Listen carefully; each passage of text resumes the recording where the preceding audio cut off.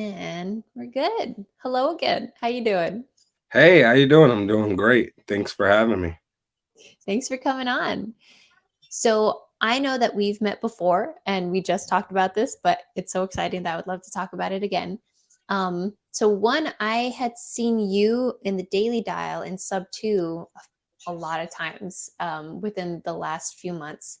Um, I had I joined Sub 2 back in 2021. I had fallen off from the Daily Dial, and then I was thinking, oh, okay, I need to sharpen my skills again. And then I would see you all the time, and Caroline was always saying, Tasheen, Tasheen, and I was like, damn, who is this guy? And so it was really cool when you had come to me last month, and you're asking for assistance because I'm in Houston right now, and you had a property. Unfortunately, the numbers weren't able to work for us, so we didn't really know how to help. But yeah, could you go again into what happened or what's happening with the property now? So essentially, we had a property in the Willis, Texas area, right around Lake Conroe, and Houston. For those that are going to, watch this in the future, we took over a property that someone was going through foreclosure, and we advised them that we had a buyer. We were going to buy the deal and save them from foreclosure. Our buyer ended up backing out of the deal, and we had to pivot as we had already promised the seller that we were going to stop them from going through foreclosure. And we're also working with a broker. So, our reputation is on the line for two people in that market. Um, we waited a little bit and continued to try to work the deal and spoke with a couple people, such as Jada herself. And, a lot of people weren't able to find a solution to the deal. Luckily, at the very last minute, we were able to speak with some other investors and some builders local to the area that had advised us that our property was actually appraising for about $150,000 more than what the mortgage was currently on the property. And that if we did some updating to the property, that we believe that we could get about an additional 30,000 on top of that to the value, which would put us at about $180,000 in equity outside of the secured financing. So we are going to be bringing this property on market and allowing a buyer to take over the existing financing on the property, while still also having a about $180,000 note that we will control. Day. That is amazing. Woo! It really is who, not how. Because there was no how. Like we were tapped out. We were like, yeah, this is, let's just walk away. And luckily, at the last minute, the right person was brought to us with the right strategy, and everything correlated. And now everybody's gonna make a very nice bit of money. And honestly, the Houston market has been very generous to us. We're actually looking at another Houston deal, which is an 8 bedroom, 8 bathroom property in Houston that was already a residential assisted living that was just recently shut down December of 2023. And we are actually looking at opening the residential assisted living facility back up, stabilizing that, and selling the property as an operating residential assisted living, which will allow us to generate about 3 times more in the sale price than what the current sellers are selling it for, since they shut down the business instead of selling it as a business. Wow, that's very smart.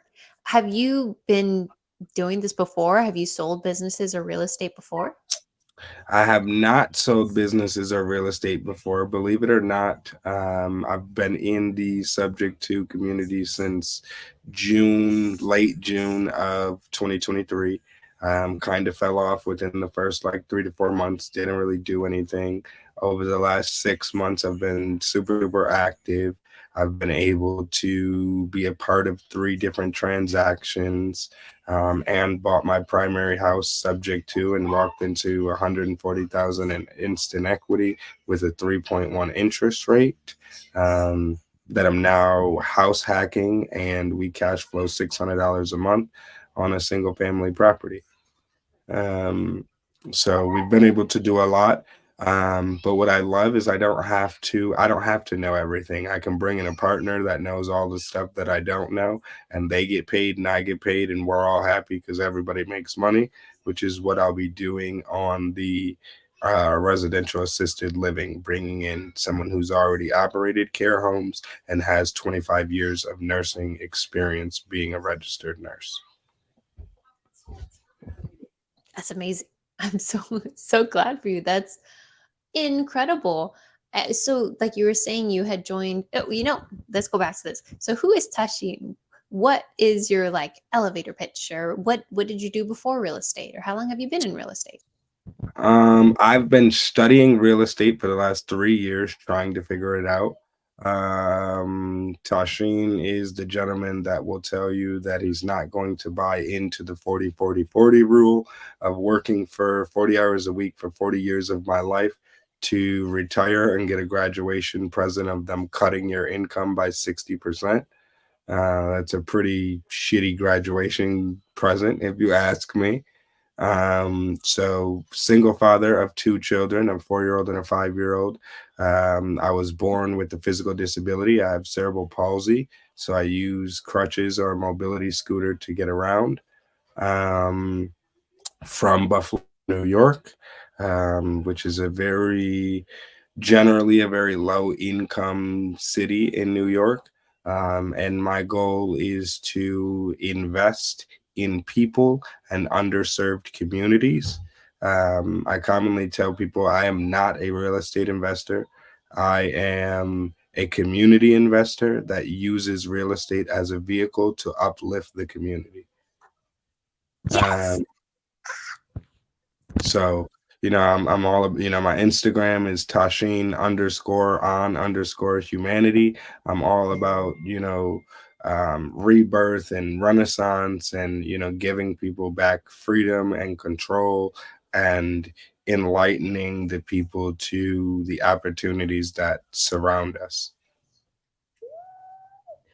You're gonna make me cry. Oh my goodness. I am going to borrow that. I absolutely love that. So, what I was meant, or what we were talking about before this, how my mom has a nonprofit and we're very youth organized and or youth focused and blah blah blah blah blah. I've said it a bunch of times on this podcast, so no matter. But so my mom has this saying where she says, think global, act local," and it definitely helps because we don't try to have like an online presence or like a huge online presence because we're very good when it comes to one-on-one interaction or just more you know physical.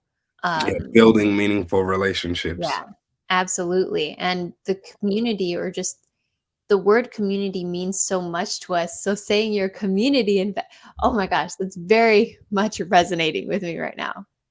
Definitely. I believe it's not about us, right? Like we're going to make money, we're going to do things, we're going to enjoy life.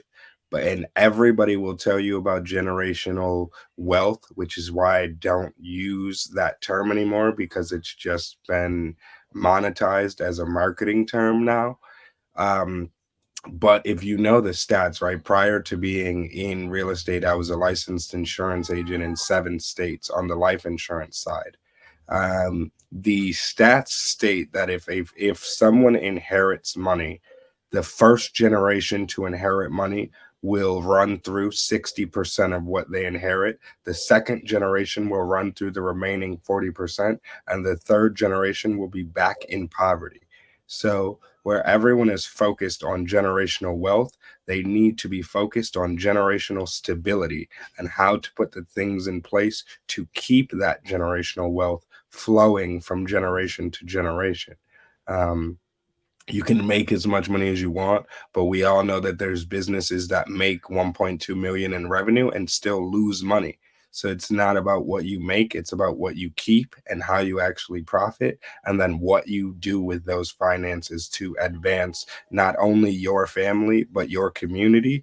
Because What happens when you fall off? What happens when you have a loss? What happens when there's a real estate crash and it's only always been about the Collins empire or, the Jada empire, and you have nobody else to lean on? But when you've invested in communities and you've changed people's lives and you've given them opportunity when nobody else wanted to give them opportunity, you have a boatload of people to lift you up and you to be able to lift them up if you guys ever should need that. Oh my gosh. Have you read The Seven Habits of Highly Effective People? I have not. I've heard about the book a few times, but I have not read it yet. I have it like right beside me on my desk. I love that. But why I brought it up is because what you're saying reminds me of what he says. So he says there's dependence, independence, and then there's interdependence. So, it's a graduation to when you're a baby and then you're able to become more independent as you grow older. But then as you grow older and experience more and are out in the world, you need to understand how to develop interdependence because everything is about relationships. Everything is about working with other people. And it's exactly what you're saying, if you just focus so much on yourself and on in your tribe, what happens when everybody else collapses and now nobody's working together and you didn't put the effort in the beginning to make sure that everybody was well equipped so that it's always going to be a well-oiled machine. 100%. And I mean, I take a page out of the book of, our country. This is more in my opinion. Everybody has their own opinions, but this may be a bit controversial. But in my opinion, United States is a corporation, not a country. It's all about business. Everything is about making a dollar, and we're all just, mini corporations or mini LLCs.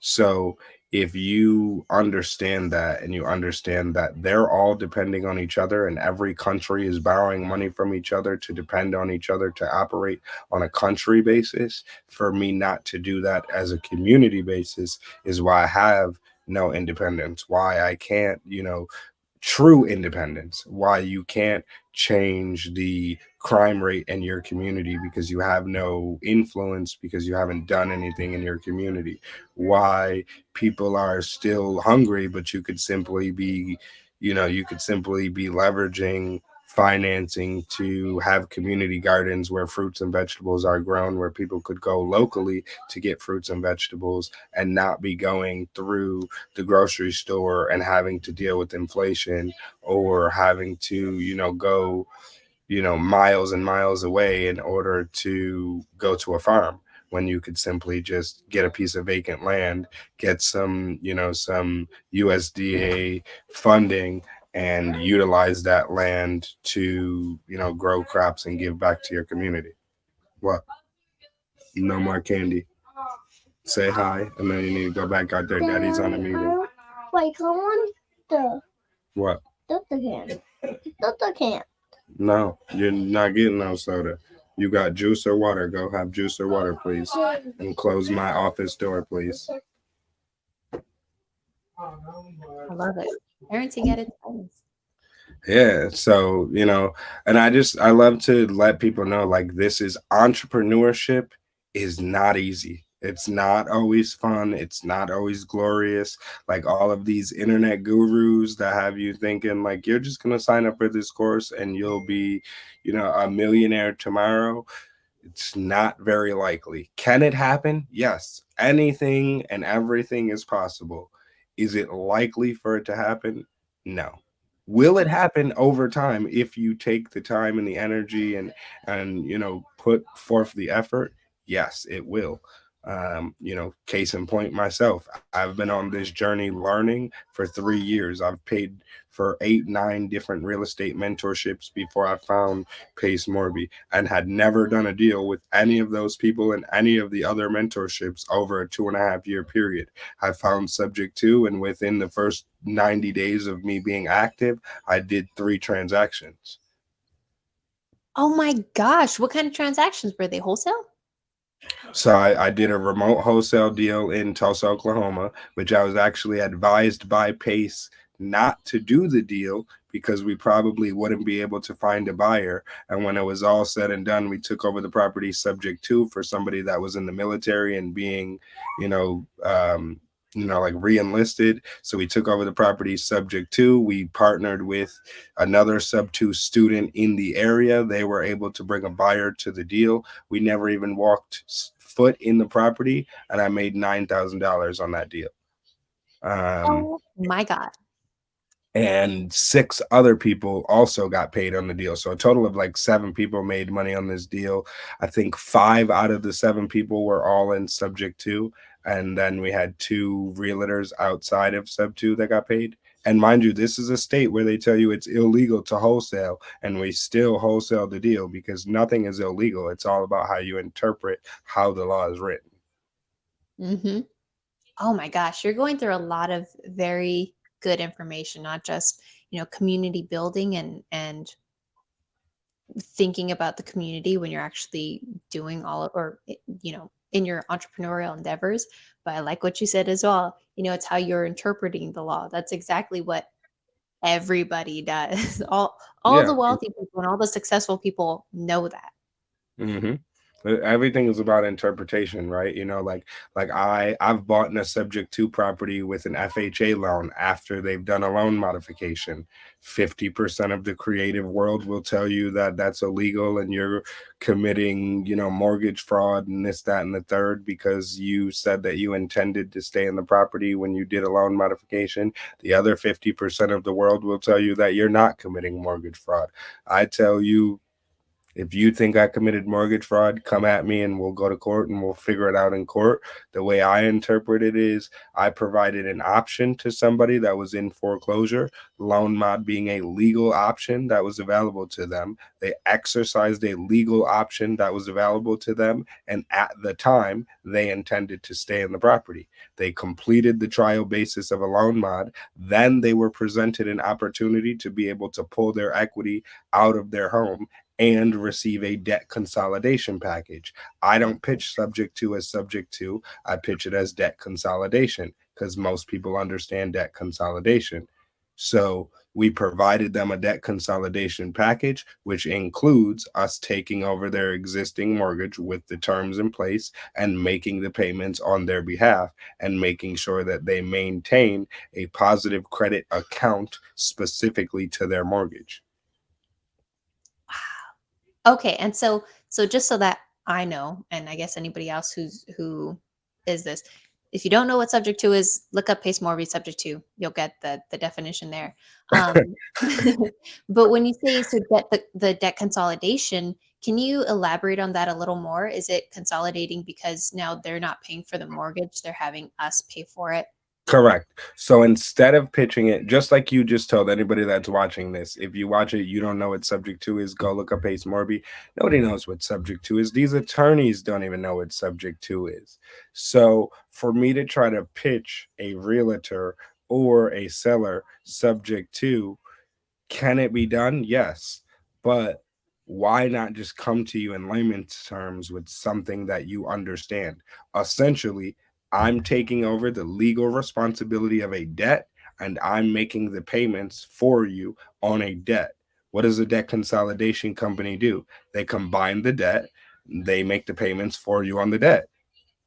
I'm providing you debt consolidation. You can call it subject to because I'm purchasing the asset subject to the existing financing, or you can call it debt consolidation and I'm purchasing the property subject to the debt that's in place and I'm making the payments on that debt. Absolutely. And you know what I love the most about everything that you're saying? Everything is geared towards problem solving or being a solution bringer. And that's exactly what I've been wanting to do. So when you're saying how just everything that you're saying, like I said, you're saying, yeah, I provided a solution to these sellers. I provided a solution. What's a solution to the community for those that are, hungry and etc. Um, I I started feeling my mom was very, we're the 99% growing up. And it was just a lot of different things. Trying to think of being an entrepreneur wasn't necessarily a big thing until I got into real estate. And she was even into real estate before, but both her and I kind of have this um, ethical struggle with, buying a lot of properties, because now it kind of does feel like, well, we're taking away a property from other people that, may want to do that. And so my goal is, well, one, I would love to go into multifamily, because then it's like, okay, well, that's not a single house. That's providing a lot of housing for a lot of different people. Hmm. But if I do go into the single family space, I don't want long term rentals. I want to be doing lease options or wraps or 100%. something. And that's So, all I want to do. and it's amazing you say that, because this goes into the conversation that we were having prior to starting the recording. In the city that I'm from, Buffalo, New York, probably shouldn't share all this information, but hey, whatever. We don't have a scarcity mindset here. In Buffalo, New York, we have a 63% renters market. 63% of families are renting property. This is a statistic based on the US Census. The average family that's renting a property is a one parent household with two children. In all reality, we know that those are probably single mothers. Okay, go ahead. Go put it in the garbage, please. That, and there are single dads. I'm a single dad myself, so I'm not going to discount, single fathers. Not right now. But in reality, most single parent households are a single mother. So the stats say it's a single parent household with two children. The average household income in the city of Buffalo is $50,000 a year household income.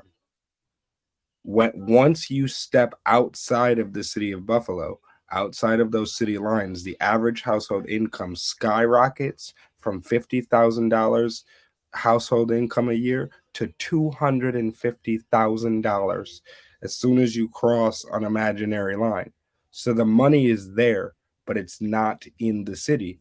It's being distributed outside of the city.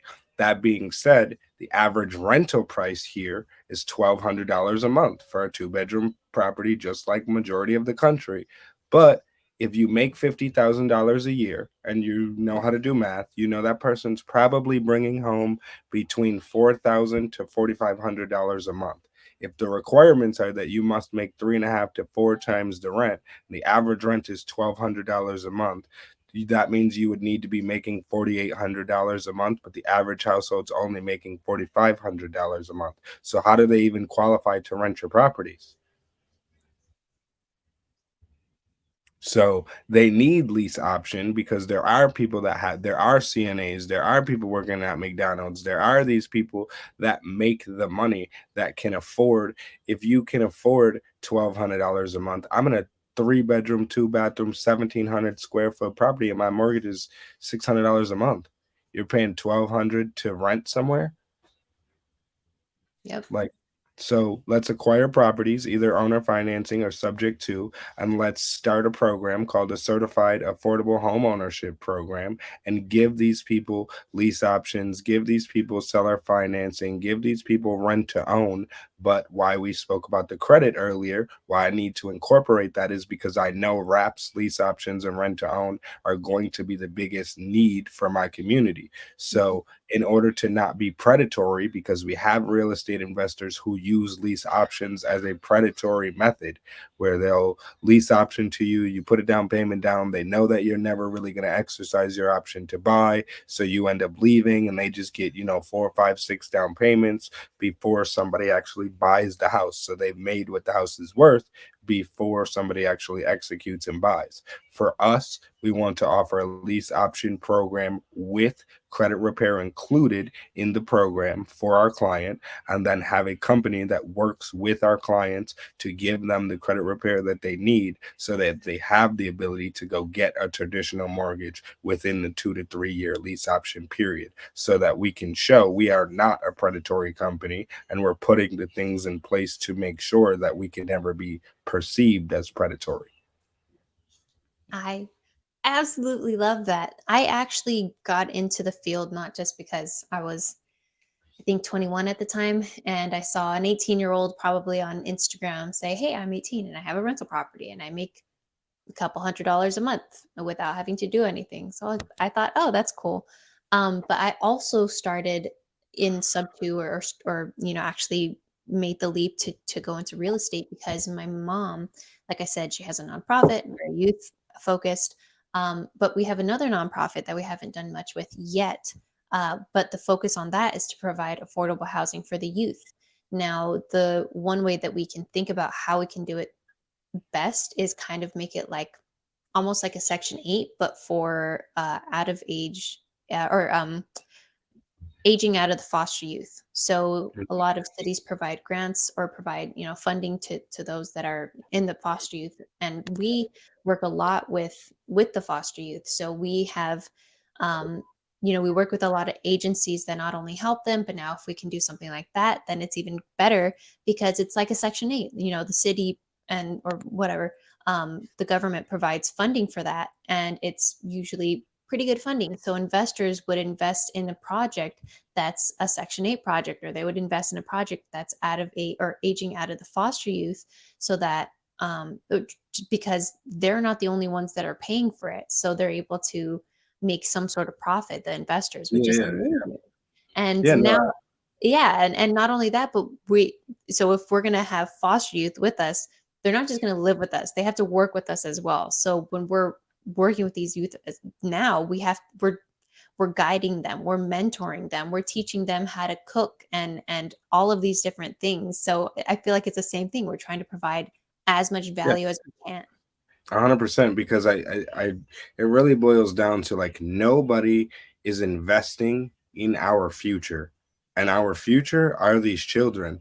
And I understand, like, I'm 29 years old now, I'll be 30 this year. I was on my own with a physical disability at 12 years old, outside of my parents' household, figuring it out in the streets, doing all types of illegal things on social security, just trying to figure it out. I didn't know what it W-2 job was from the time I was 12 until I was 21 years old. And I got a W-2 job because one of my best friends had gone through a police raid, and were caught with drugs. And they ended up with 2 felonies and 5 years on probation. And it was just like, it wasn't worth it anymore at that time. Like, it opened my eyes to these are the risks. So at 21 years old, I started working, and by from 21 to 27, I realized, like, okay, this is not like, I don't agree with this either. Like, I don't this system doesn't work. I mean, they tell you that doing the same thing and expecting a different result is insanity, but yet that's the life of a W-2 job, is to do the same thing and expect something different.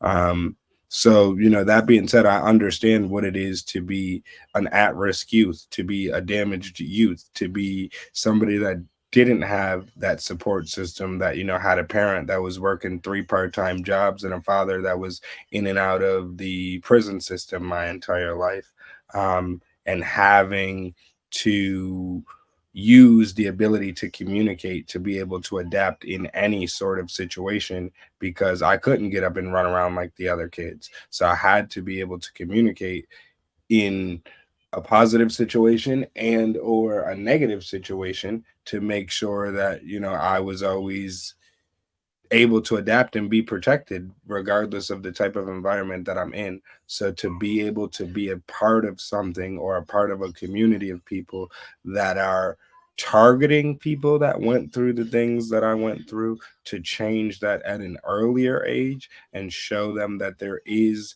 a better way, other than, chasing after a street life or trying to belong to some sort of negative influenced organization so you feel like you have a family or belong somewhere, is something on a humanitarian level that I would want to be involved in, and see how to scale that from local markets to, state level, and then from state level to a national level. Yeah, me too. I love everything that you're saying. I hope, and I keep saying that. Oh my God, I love that. I love that. But I absolutely do. I have not met a lot of people that remind me, or that I resonate with, like how I resonate with my mom in regards to all of these endeavors. So I'm just very excited, very pumped. Yeah, no, And and I I was just Oh, gonna go say, ahead. I thank you for doing the podcast, and because if you would have never taken the action to start a podcast, we wouldn't be here having this community conversation for me to even share this story with you. So I appreciate you being young and being able to take the action and lead by example as well. Thank you. I accept. I accept. um, question for you. So going back to what you were saying with, your childhood, how did you when did you get that community mindset? Because it seems like you didn't necessarily have that growing up. It seemed like you were more on the, like how I was saying, the dependent, independent, interdependent. It seemed like you're more on the independent, like in between independent and dependent side. How did you, I guess, graduate to the last level of thinking? So I would say graduating to the last level, really, like, it took really focusing on mindset, really, like, from it took COVID. Like, I would say COVID was probably one of the best things and worst things that ever happened in my entire life. COVID came. I was working from home. I was a single father, taking care of both of my kids, making $13 an hour. COVID came. I ended up laid off from my job. 2 weeks later, I was working for the state, making $27 an hour. Then I got a raise from 27 an hour all the way to $45 an hour, based off of performance. And then, like, 3 days later, they're like, well, actually, the company can't afford to pay everyone $45 an hour. So we're going to demote you guys down to 35 an hour, but you'll still get an $8 raise from where you were originally. So, like, you could look at it as half full or half empty. I just lost $10 or I gained $8. But that very moment showed me that if somebody else was signing my paycheck, I was always going to be broke or be at risk of being broke. So then I started, looking into entrepreneurship, and just, I've been to so many different seminars, and some just like traveling, you know, just to go to, you know, any and every type of meetup or seminar that I could find. And the one thing that I kept finding was like, you need people, you need a team. You can't do it on your own. You need people, you need a team. You can't do it on your own. And I've tried and tried and tried. Like I said in the beginning of this podcast, I was doing this for 2.5 years with no success on my own. I got into this community. I leaned into the community. My first ever deal, somebody lent me 40 grand. I had never done a real estate deal in my life, and somebody lent me 40 grand on a real estate deal. They're now a private money partner, and we do deals together because they know that I can find good deals. But it was the mindset, it was the confidence, it was to really understand I have the resources to do this and I can do this. This isn't just for the dude on the other side of the Instagram screen or the Facebook screen or the targeted ad that I'm watching. Anybody from any background, of any color, of any race, of any religion, of any disability can do this business as long as they have the right team in place. Absolutely. Wow. Okay. That that definitely makes sense, especially joining sub 2. It actually is a community. I know that Pace says, people will say it's a mentorship, but we're not a mentorship. It No. is a community. I will tell you, I've been in mentorships. A mentorship is, we're going to give you information and it becomes a do it yourself project. A community is, they give you information, they give you resources, and they give you the people to be able to actually implement the education that you just learned. Because so many people falsely say, knowledge is power. That is crap. Knowledge is not power. The execution of the knowledge obtained is where the power comes from. If you don't execute on the knowledge, there's no power in stale knowledge. Yeah, 100%. That kind of reminds me of, and this has nothing to do ish with what we're talking about, but I was just thinking about it today. I had seen a video of Alex Ramosi, and he was saying, or he had said, that quote, comparison is the thief of joy. He's like, comparison isn't the thief of joy. you can compare yourself, but you can be objective about it. It's the judgment in that comparison that robs Mhm. you. If you're saying, and I was thinking about this because I was talking about the Clifton strength test earlier, and I was thinking how growing up I would see other people and I would see their strengths, and I would start to feel bad or feel less than because I didn't have those strengths. And I felt like, okay, well, I definitely can see my weaknesses because I can see the gap where we're at. So let me try to shore up my weaknesses rather than understanding, okay, well, what are my strengths and how can I complement these people? So rather than, that judgment of, oh, I'm not good enough, it's take out that judgment, notice the comparison, and then find where you can be of value within that 100%. person. 100%. I agree with that. And I've battled with a lot of people and I've talked to a lot of different, high level people and mentors. And I don't, and this is going to be controversial as well, but I don't really work on the thing. Like, I don't work on the weaknesses that I have. For me, I work on the strengths that I have, and I find somebody that their strength is my weakness, and I bring them to me. I don't want to worry about the things that I'm weak at. Let me worry about the things that I'm good at, and let you be good at the things that I'm not good at. I don't need to know everything. I don't need to learn everything, and I don't need to do everything. I don't have enough time in the day. I don't have enough brain equity to learn everything. So if you're good at that and I'm not, by all means, let me delegate that to you and let me find some way to compensate you for what I'm about to delegate to you. And I just experienced this literally yesterday with a conversation. I was cold calling bankruptcy attorneys for an attorney to go after overages for us, which I was telling you about earlier in the call. And it also taught me to start recording all of my phone calls because I definitely should have recorded this phone call. Um, 10 minutes into the phone call, the attorney tells me he doesn't want to work with me. He doesn't think that we would be a good fit. We're in competition with each other and all of these things. And I let him, spill his point of view. And then I told him, I said, listen, you're looking at this completely wrong. The only reason you're looking at this as competition is because you want it to be competition. You have a skill set that complements my skill set, and I have a skill set that complements your skill set. I have plenty of clients that can afford to keep their home and need to go through a bankruptcy just to delay their auction and things of that nature, which I could be referring them to you because I don't do bankruptcy. And you have clients who either can't afford to retain you as a bankruptcy attorney, or they can't afford the 5-year payment plan that you're going to give them on a chapter 13. And when they can't, that's where I come in and I put their arrears on the back end of their mortgage at 0% interest for the life of their loan. And the attorney goes, wait a minute, wait a minute, I've never heard of anything like that. I've been in business for 20 years. You're telling me you can put their arrears on the back end of their mortgage and they don't owe it until the end of the mortgage or whenever they refinance? I said, exactly. We ended up having another 10-minute conversation. And by the time we were done, he goes, you know what? I think my law firm would like to represent you and your company. Why don't we schedule lunch sometime next week and see how we can work together? Oh my God. Oh my gosh. Ah. And it was literally just like, and it dawned on me after the call, right? It was literally just the fact that I had already closed a deal and been through this, and I already knew that I could do it.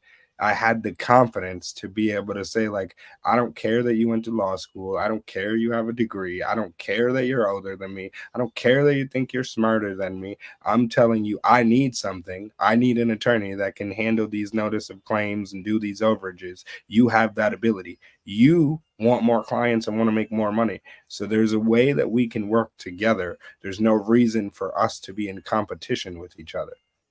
Yeah, And because I was collaborative. able to articulate that in a scenario in which, he felt he was going to actually make money and it would benefit him, it literally changed his whole demeanor and, made him want to pursue working with us.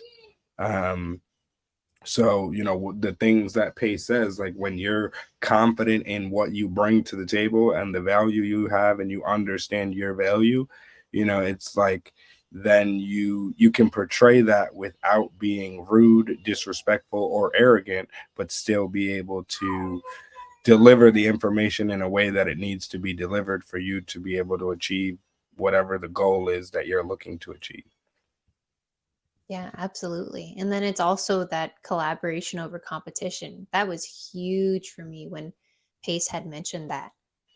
Yeah, 100%. So like, and it happens quite frequently. Like a lot of the stuff I end up doing is inbound. I had somebody that called me yesterday, and they're like, "Hey, we're buying a house out here in Buffalo, 112 Cantwell. When we bought the house, we seen, because I do a lot of door hangers and door knocking. He's like, when we purchased the house, we came here and we found your flyer, and we seen that you're a foreclosure prevention expert, and work and cash buyers in the area and end buyers, and we wanted to see how we could connect with you. So we're grabbing lunch and coffee next week and seeing how I can work with them. So it's just like being open to collaboration, being open to teaching people things and sharing information with people, and um just doing the thing, right? Like I've talked to an agent yesterday who's in Vegas. We're about to work on a deal together. He had another deal that Pace was going to buy from him, but Pace ended up not buying the deal because there was arrears on the deal and they didn't want to have to pay the arrears. And I'm like, well, why didn't y'all just put the arrears on the back end at 0% interest? And then Pace probably would have bought the deal because he wouldn't have had to deal with the arrears. And, come to find out there's only like 3 people in our whole community that even understand it to that level, that even do that. And Pace just probably didn't have the time to do that because it's a 37-day process that you have to go through. Um, but it can be done. And you're talking about, 30 grand in arrears. Am I willing to postpone closing 30 days in order to not have to pay 30 grand? Absolutely. absolutely. Is that a loan mod? How do you do that? Can you do So that? And how do you do that? And when can you do that? it's what it's called is it's either a non-interest bearing principal balance, or it's called a partial claim loan modification. It is a type of loan mod, but you specifically have to ask for these types of loan mods because the lender won't give them to you most of the time without you being knowledgeable about them. And a regular loan mod changes your loan terms and your loan amortization, meaning your interest rate can change, your loan starts all over again, all of that. With a partial claim, your loan stays exactly the same, and all you do is take the money that you owe and put it on the back end at 0% interest. And it sits there until the maturity date of your mortgage. And then when you've paid off the mortgage, you owe that as a balloon payment. Their thought behind it is, if you're doing that, by the time you actually pay that balloon payment off, you'll have some equity, so you can either refinance or pull a HELOC or do whatever to pay off that balloon payment. But essentially, you don't have to pay any of those arrears right now. You're not paying any money down to get them to do that. And most lenders, it's considered a no doc process, so you're not submitting a hardship letter. You're not. All you do is a financial statement over the phone. That is insane. Why don't more people know about this? I don't know. I really don't know. Um, this is, as far as I've found out so far, this can only be done with an FHA loan. It cannot be done with conventional loans. I'm not sure about VA loans. I'm digging into some high level VA people to figure this out to see if we can do it with VA loans. I'm assuming we will be able to because VA and FHA are pretty much the same program. It's just not the same, not to offend anybody that watches this. Like they're structured similarly, and they're both backed by the housing urban development of the United States. So that's what I mean when I say they're pretty much the same program. But so we're working to see if this can be done on FHAs as well. And if so, or not FHA, but VA. And if so, we've successfully done it on FHA. I literally just did it. I got one approved January or February 20th. in Houston. The Houston deal, actually, we put $60,000 on the back end at 0% interest. Wow. So Okay. it can be done. Like, we have case studies to prove that it can be done. Yeah, absolutely. That's amazing. And but this is running long, so I don't want to take too much of your time. So before I guess we end it, do you have any other I guess processes that you're kind of like, why don't more people do it? Or because you seem very creative. Yeah, I'm all about like how do we get a solution done.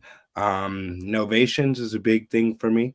I'm really getting into novations, and novations are, even within our own community, I feel like novations are misrepresented even by the highest level people in our community, because they people don't understand novations. A novation is not an exit strategy. A novation is just a way to an it's an acquisition strategy. It's not an exit. So, but the like when you get into high level novations, and we've talked to title companies, because there are about 5 or 6 states that you legally cannot wholesale a deal in, or it's very difficult for you to legally wholesale it. In that case, the title companies recommend that you do a novation, where you novate the deal. The simple definition of a novation is that there's a contract between party A and party B, and party A understands that party B is going to go under contract with another contract from B to C, and the B to C contract is going to supersede the A to B contract. So a novation literally just means there's going to be two contracts on this deal, and that the second contract is superseding the first contract. So, um, so with that said, like when you get properties where they want retail or these type of things, most people think you have to do renovations in order for it to be a novation. I've got partners that will literally get a turnkey property under contract, put it on, self list it on the market, and go to retail and sell it the same way an agent would, and then whatever the difference is, that's their assignment fee. So that's another thing that I want people to be, more educated on, is, the true, you can structure innovation however you want, whether it needs renovations, doesn't need renovations, whatever. But an actual innovation is just a legal wholesale, A to B, B to C. Yeah, that's a really good way to put it. And I love how you said it's an acquisition strategy, not an exit strategy, because it absolutely is. It's you're not thinking, oh, we're doing innovation, therefore it's done. It's no, we're doing innovation, therefore it's a partnership with the seller, at least from what I've 100%. heard. Yeah. 100%. Yep. So that's the beauty of that. And like originally I would tell people like I won't do innovation, because you really don't have any security as far as like the other strategies, because you're not holding the deed and this, that, and the third. But you can do an executory contract. You can also have a quick claim deed signed and just have that held by the title company or the escrow officer or the attorney, depending on what states you're in. And then that way, if they ever, refuse to sign closing docs, you file your quick claim deed, and you've closed. You don't need them to close because you have a quick claim deed. Um, so there's things like that that you learn from doing deals or being associated with people that have done deals. Um, and I would just tell people like, man, take action, and understand you're going to make mistakes. You're going to go through things that you don't understand. Don't do it by yourself. Leverage other people that have the understanding, and don't use the excuse that we told you on a podcast to fail forward fast and take action. So that's why you did everything wrong and lost money. We're telling you to take action with other people that understand what it is that you're trying to do and have successfully done it, and can show you resources that they've successfully done it. If they're telling you they've done deals, they should have a settlement statement. If they can't show you a settlement statement, you can't do a deal with them. Dang, I love that. That's very dad of you to the way that you're saying everything. it's very, matter of fact and very useful. I love that. I love everything that you're saying. Definitely, Thank and you. I've been there. Like I've had mentorships and paid people that said they were mentors, and then we worked together for 8 months and never done a deal. So I've learned from the mistakes. So I want other people to avoid those mistakes and allow my mistakes to decrease your learning curve. So you don't have to take 2.5 years to do your first deal. You can do your first deal in 2.5 months because you've connected with people like Jada or myself or anybody that's inside of the subject to community. And I'll just say, regardless of where you meet people, even in our own community, always vet the people that you're working with, regardless of where they come from. 100%. And going back to what you were saying, do deals with people that know. When I had first joined, me and three other very new newbies, all of us were newbies. We were less than a month in, and we all decided, hey, let's do this together and form a group together. And it just didn't work out. It wasn't like it didn't end awfully or anything, but none of us knew what we were doing. We were getting VAs and we didn't know how to train the VAs. And a couple of the gentlemen had more time than I did, and so it just wasn't even working out timing wise. And now I'm thinking, like, I'm glad that Pace is saying, join a team of people that are actually closing deals, actually doing deals, not just join a team, get a team. Mm, You want to make sure that they're closing deals, and they're closing them because they know how to do these. They've mm, done it repeatedly. 100%. And we've even changed things. Like we're doing subject twos.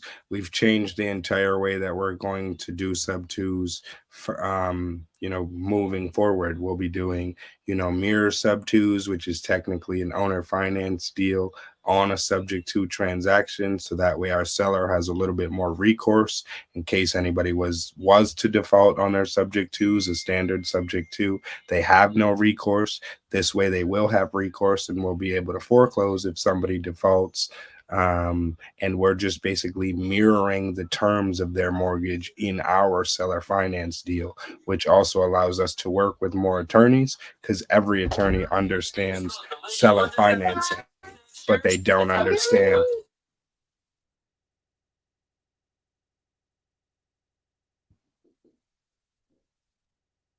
We appreciate you.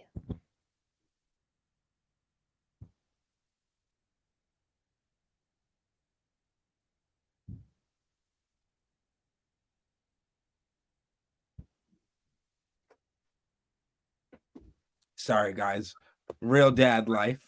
Um, but yeah, so it'll just allow us to work with more attorneys. And again, it boils down to like meeting people where they are and what they understand. Most attorneys understand seller financing. That's what you want. Okay, let me give you what you want. We're gonna seller finance mirroring these exact terms. He's got a 3.1 interest rate at 300,000 and his PITI is $1,700 a month. Okay, well, we're gonna do a seller finance deal for a 3.1 at 300,000 with 1750 per month. And then if we like now that owner still owe, like they still are legally responsible for their mortgage the same way they are on a subject to, but now they have documents to show that we're legally responsible for the same agreement that they made with their lender, and they can still have a deed of trust and a promissory note, so they get the same security instruments that they signed with their lender. So now they really are a lender.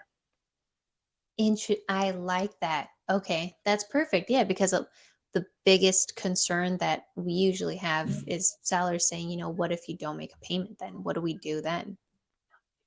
Yeah, you foreclose, and a lot of people, like I just had somebody that signed a deed in lieu of foreclosure with somebody, which we did on our subject to as well, and they didn't understand what default meant, and their buyer was late on some payments, and the title company went and recorded their deed in lieu of foreclosure, where the way that we do it, you would still have to go through the foreclosure process. You can't just file a piece, like you've got to file a notice of default. You have to go through the channels to give us the opportunity to rectify the issue.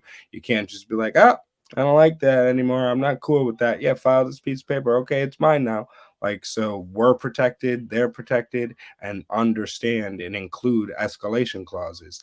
Default can mean whatever the hell you want. Default can be you didn't make a payment for 6 months, or default can be you didn't make a payment on March 1st and you're in default on March 2nd, depending on what your contract states. So make sure that you understand and don't just sign the paperwork because that's what you needed to do. Because a lot of us do that too and don't read paperwork, and they're just like, oh, this is what I got to sign to get a deal done. And they sign it, and you don't even know what the hell you signed or what the escalation clauses are. Yeah, absolutely. And it's going back to what you were saying, it's about interpretation. And you want to make sure with very important things, there is no room for interpretation. It's very clearly stated. 100%. Wow. Well, thank you so much, so much for coming on and for damn dropping some gems there. That's amazing. I'm pretty sure my team knows a ton of this, but I'm gonna tell them everything that I learned anyways because I I don't know if they know everything, and I feel like I learned just an amazing amount. Thank you so much. Yeah, no, I'm definitely glad I was able to share some information with you. If you guys ever need any sort of assistance with, like putting their arrears on the back end, stuff like that, I am starting to offer that as a service to people inside of Subject 2. Similar to like what TCs do. I mean, it is a 37-day process. It is a whole bunch of phone calls and, the right terminology and all this stuff you got to use in order to get it. But it is another niche in the market that we're in, so that's something that I can offer as value that I know a lot of people aren't doing. And we'll be doing some deals here soon.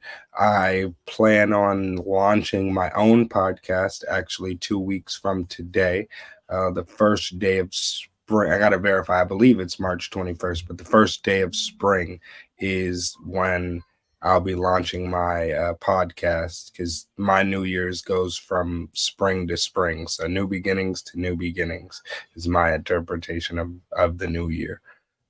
So I'll be celebrating New Year's the first day of spring for my own personal beliefs.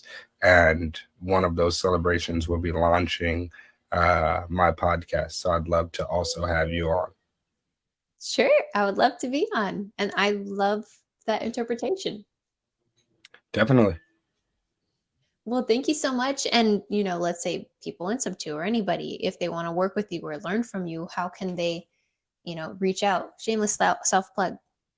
Yeah, you can reach out to me. I'm on Facebook. Tasheen Collins is my Facebook name, which is on the screen here. I'm in Buffalo, New York, as the market, one of the main markets I operate in. I will look at a deal anywhere in New York State.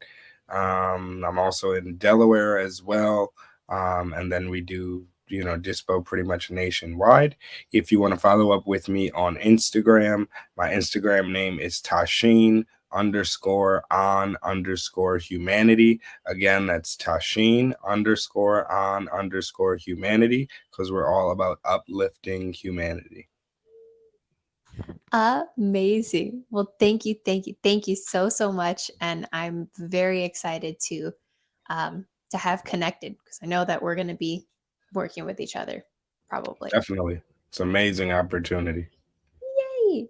Well, thank you so much. I'll let you go, hang out with your wonderful boys, and have a fantastic day, Tashin. Alrighty, you do the same. I will. Bye now. Bye bye.